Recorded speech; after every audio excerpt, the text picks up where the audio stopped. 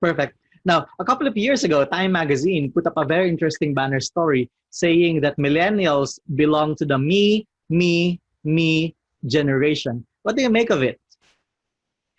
I believe that there is some truth to the whatever the me means. I think that there's some truth that as we are developing ourselves, we are on a path of acquiring position, career, wealth, gathering in for ourselves. Okay, and then as we grow older, there's a mentoring relationship that's about giving back. I believe that at every stage in your life, there's always got to be a give back. There's always got to be a service to society and community, no matter where you're at in your career. The me, I believe, is really about another way of empowerment, another way of saying, I deserve this.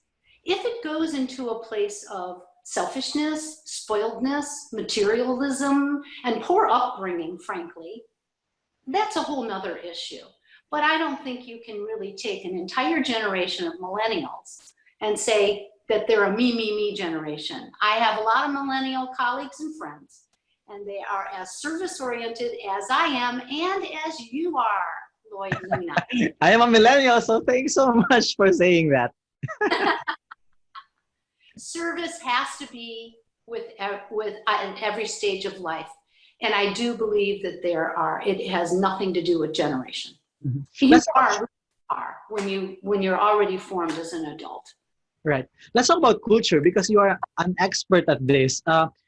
Do you observe some sort of building up of a culture in many organizations today that is kind of dividing an organization because of their categorization of leaders in terms of generation?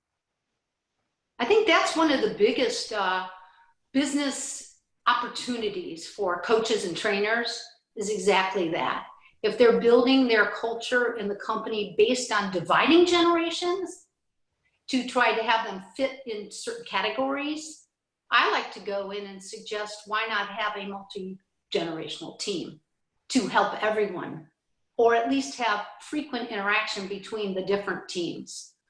I'm not quite sure where your question was coming from. Is there something else you can highlight for me, Lloyd? Oh, yeah, because I'm thinking that maybe when we started to believe that we have these generational boxes and we put our people in one box and look at them similar and the same, I think it starts to divide the entire organization. And now you have one generation working against another generation. And so as a leader, how do you close the gap?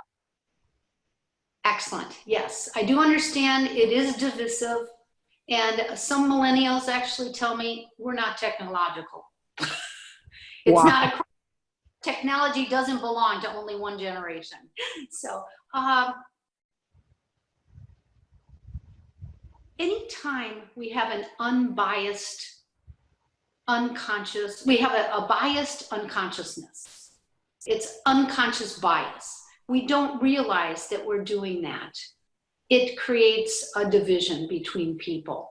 So if the teams are separated by generation for functional ability, there may be an IT staff, there may be another staff, the frequency of interaction and company connection between the different teams or departments should be upscaled. More frequent interaction with everyone, more open dialogue, more brainstorming, and letting everyone have a voice is so crucial in today's business world. We used to have to struggle back in the boomers. We had to struggle with creating quality circles and diverse people's opinions to put them together so we could have a bigger picture. Now it's happening automatically because of technology, because of easy travel, because our cultures are more blended now. And so it's easier to have that. But we used to have to struggle with that. I just say beware, just keep the interaction, keep the communication, keep activities that bring the groups together, so that there isn't that feeling of division. Everyone can find value in anyone else's word or action.